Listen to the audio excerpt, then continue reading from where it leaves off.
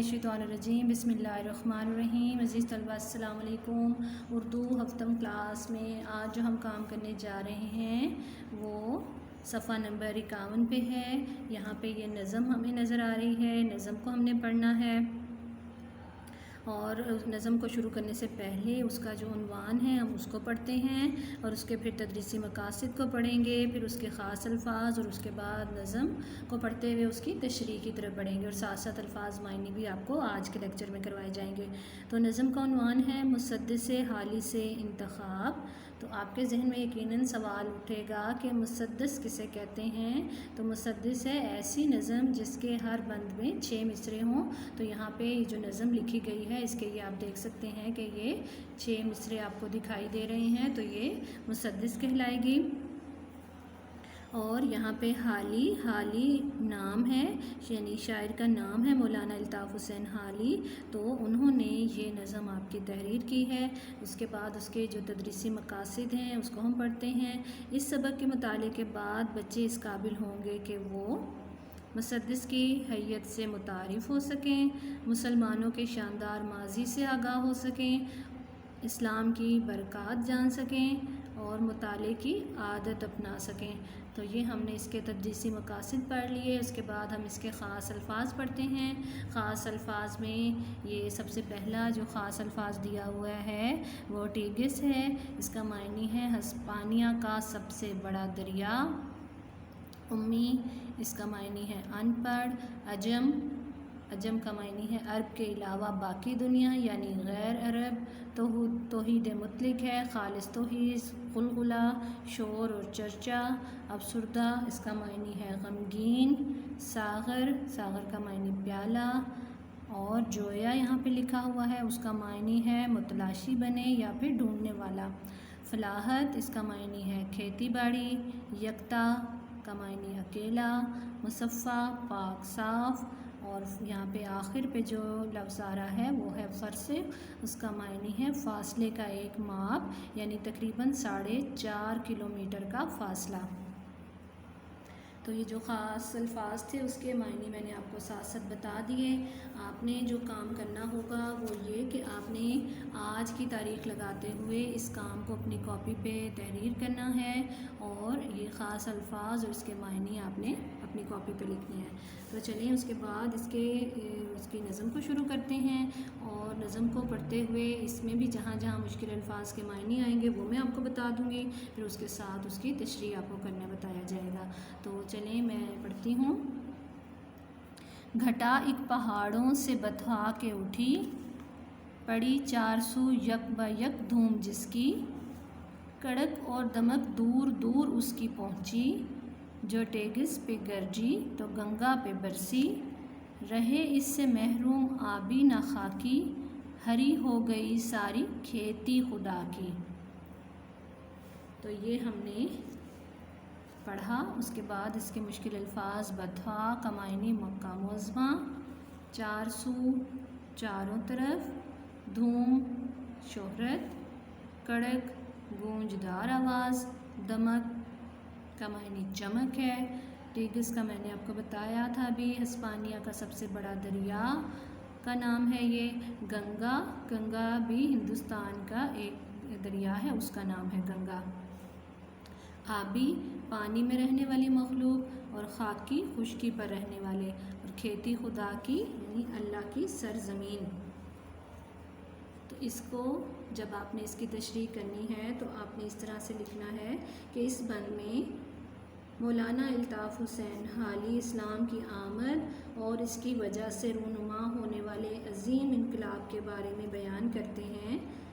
बंद के आगाज़ में कहते हैं कि वादी बथा यानी मक्का मुकरमा से इस्लाम का आगाज़ इस तरह हुआ जिस तरह घटा चारों तरफ छा जाती है। वादी बथा से उभरने वाले इस्लाम का पैगाम यक ब यक दुनिया के कोने कोने तक पहुँच गया। जिस तरह घटा से निकलने वाली कड़क और दमक दूर दूर तक पहुँचती है, بالکل اسی طرح اسلام کی تعلیمات و برکات نے چاروں طرف اجالا کیا۔ اسلامی سلطنت وسعتوں کی ہر حد تک پہنچ گئی۔ اگر اسلام کا روب اور دبدبہ ٹیگس تک پہنچا تو اس کے فیوز و برکات گنگا تک بھی پھیل گئے۔ جس طرح کالی گھٹا کے بعد بارش کی ٹھنڈک سے کوئی مایوس نہیں ہوتا، اسی طرح اسلام کی تعلیمات پوری کائنات کے لیے عام ہوئیں۔ اس سے نہ صرف انسانوں نے فیض حاصل کیا بلکہ جانوروں اور پرندوں تک نے تحفظ حاصل کیا۔ گویا خشکی پر زندگی بسر کرنے والے انسان اور جانور ہوں یا سمندروں کی مخلوق، اسلام نے دنیا میں ہر چیز کے احکام عطا کیے۔ اس طرح اسلام کی روشن تعلیمات کا نور مکہ کی وادی سے نکل کر ٹیگس اور گنگا تک جا پہنچا۔ یوں اسلام نے پوری کائنات کا کونا کونا منور کر دیا، یعنی کہ پوری دنیا کا کونا کونا اسلام کے نور سے روشن ہو گیا۔ اس کے بعد آگے چلتے ہیں۔ کیا امیوں نے جہاں میں اجالا، ہوا جس سے اسلام کا بول بالا، بتوں کو عرب اور عجم سے نکالا، ہر ایک ڈوبتی ناؤ کو جا سنبھالا، زمانے میں پھیلائی توحید مطلق، لگی آنے گھر گھر سے آواز حق حق۔ تو یہاں پہ امیوں، اس کا معنی میں نے اوپر بھی بتایا ہے، یہ ان پڑھ ہے۔ بول بالا چرچا ہونا، عجم غیر عرب، ناؤ کشتی کو کہتے ہیں، توحید مطلق خالص توحید، آواز حق سچ کی آواز یا حق کی آواز، اور حق کا معنی سچ ہے۔ تو اس کے جو مشکل الفاظ تھے وہ میں نے آپ کو ساتھ ساتھ اس کے معنی بتا دیے۔ اب آپ نے جب اس کی تشریح کرنی ہے تو آپ تشریح اس طرح سے کریں گے کہ اس بند میں مولانا الطاف حسین حالی اسلام کی بدولت آنے والے عظیم انقلاب کو ایسن انداز سے بیان کرتے ہیں۔ وہ لوگ جو امی کہلائے جاتے تھے، یعنی جنہوں نے کسی دنیاوی ادارے سے باقاعدہ تعلیم حاصل نہ کی تھی، الہامی ہدایت کی بنا پر انہوں نے پوری دنیا میں نور ہدایت کی روشنی عام کر دی۔ اس کی بدولت اسلام کا چرچا ہونے لگا۔ اسلام کی انقلاب آفرین تعلیمات چاروں عالم میں پھیل گئیں۔ جو لوگ بتوں کے پجاری تھے اب ایک خدا کی عبادت کرنے لگے۔ یوں عرب و عجم سے بتوں کو نکال دیا گیا۔ دنیا میں جہاں جہاں انسانیت خوف و ہراس، ظلم و ستم اور وحشت کا شکار تھی، اس کی حفاظت کی گئی۔ زمانے میں صرف اور صرف توحید کا چرچا ہوا۔ ایک خدا کے نام کے علاوہ پوجا پاٹ کے تمام نام ہمیشہ ہمیشہ کے لیے مٹ گئے، اور گھر گھر سے حق کی آواز آنے لگی، یعنی کہ سچ کی آواز ہر گھر میں سے آنے لگی۔ اس کے بعد ہم اس سے اگلے صفحے کی طرف بڑھتے ہیں، صفحہ نمبر 52۔ اب ہم نے یہاں سے پڑھنا ہے۔ ہوا غلغلہ نیکیوں کا بدوں میں، پڑی کھلبلی کفر کی سرحدوں میں، ہوئی آتش افسردہ آتش کدوں میں، لگی خاک سی اڑنے سب معبدوں میں، ہوا کعبہ آباد سب گھر اجڑ کر، جمے ایک جا سارے دنگل بچھڑ کر۔ تو یہاں پہ جو اس کے مشکل الفاظ ہیں وہ غلغلہ کا معنی ہے شور و غل، یہ بدو لکھا ہوا ہے برے لوگ، یعنی کھلبلی افراتفری، کفر اللہ کی وحدانیت سے انکار،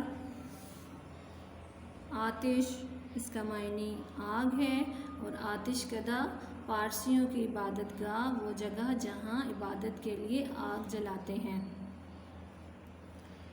خاک اڑنا کا معنی ہے، یہاں پہ خاک کا معنی ہے ختم ہونا، اور ویسے خاک مٹی کو کہتے ہیں۔ یہاں پہ جس کے مشکل الفاظ کے معنی تھے میں نے آپ کو بتا دی۔ اب اس کی تشریح آپ اس طرح سے کریں گے کہ برائی پر فخر کرنے والے نیکوکاروں کی فہرست میں شامل ہو گئے، کفر کی بنیاد پر قائم کیسر و کسرا کے محلات گر گئے، آتش کدوں میں جلنے والی کفر و شرک کی آگ ہمیشہ ہمیشہ کے لیے سرد ہو گئی، بت پرستی، آتش پرستی، ستارہ پرستی جیسے معبدوں میں خاک اڑنے لگی۔ اس طرح مختلف اور کئی خداؤں کے غلط تصورات مٹ گئے، ایک کعبہ کے گرد دنیا کا ہر فرد اپنی حاجات اور عبادت کی تکمیل کے لیے جمع ہو گیا، حق چھا گیا اور باطل مٹ گیا، اور باطل نے مٹنا ہی تھا کیونکہ اسلام نے پھیلنا تھا۔ تو اس کی میں نے آپ کو تشریح کر کے بتا دی. اس سے آگے چلتے ہیں. ہر ایک میں کدے سے بھرا جا کے ساغر، ہر ایک گھاٹ سے آئے سیراب ہو کر. گرے مثل پروانہ ہر روشنی پر، گرا میں لیا باندھ حکم پیمبر. کہ حکمت کو ایک گم شدہ لال سمجھو، جہاں پاؤ اپنا اسے مال سمجھو. تو اس کے مشکل الفاظ کے معنی ہیں میکدہ، میکدہ کا معنی ہے شراب خانہ. گھاٹ، دریا کا کنارہ جہاں چوڑائی زیادہ اور پانی کم گہرا ہو، اور وہاں پہ گھاٹ کے قریب عورتیں کپڑے وغیرہ دھو لیتی ہیں اور بہت آسانی سے وہاں بیٹھ کے کام کرنا آسان ہو جاتا ہے کیونکہ اس میں پانی میں گہرائی کم ہوتی ہے. مثل پروانہ، مثل کہتے ہیں مانک کو، پروانہ پتنگا. گرا یاد رکھنا، پیمبر نبی یا پیغمبر کو کہتے ہیں. حکمت دانائی، گم شدہ گم ہوئی چیز. اور لال موتی. تو اس کی جب آپ تشریح کریں گے تو آپ نے اس طرح سے اس کی تشریح کرنی ہے کہ اس بند میں مولانا الطاف حسین حالی مسلمانوں کے عروج، بلندی اور عظمت کے بارے میں بتاتے ہوئے کہتے ہیں کہ مسلمان علم و ہنر میں بے مثال اور یکتا تھے. علم کے حصول کے لیے دنیا کے کونے کونے کا سفر کیا، ہر علمی ادارے سے جا کر فیض حاصل کیا. جس طرح پروانہ روشنی تلاش کرتا ہے، بالکل اسی طرح سے مسلمانوں کو جہاں جہاں سے علم و ہنر کی خبر ملی، انہوں نے وہاں سے اکتساب علم کیا، یعنی علم کو اچھے طریقے سے انہوں نے حاصل کیا. مسلمانوں نے نبی پاک صلی اللہ علیہ وسلم کے اس فرمان پر عمل کرتے ہوئے عرب و عجم میں اپنی فتح اور نصرت کے جھنڈے گاڑ دیے. علم کے ہر میدان میں مسلمانوں کو کامیابی حاصل ہوئی. تو آج کے لیکچر میں ہم نے یہاں تک کام کیا ہے. میں نے آپ کو مشکل الفاظ کے معنی بھی بتا دیے، تشریح بھی بتا دی. باقی جو ہمارا کام رہتا ہے وہ انشاءاللہ ہم کل کے لیکچر میں کریں گے. اور یہاں پہ آپ کو یوٹیوب کا جو لنک نظر آ رہا ہے، آپ کے اسکول کا نام نظر آ رہا ہے، آپ نے گھر بیٹھے ان ویڈیوز سے مستفید ہونا ہے اور ہمیں اپنی رائے سے ضرور نوازتے رہا کریں تاکہ ہم اپنے کام کو بہتر سے بہترین کی طرف لا سکیں. ہمیں دعا میں یاد رکھیں، اپنا بہت سا خیال رکھیں. اللہ حافظ.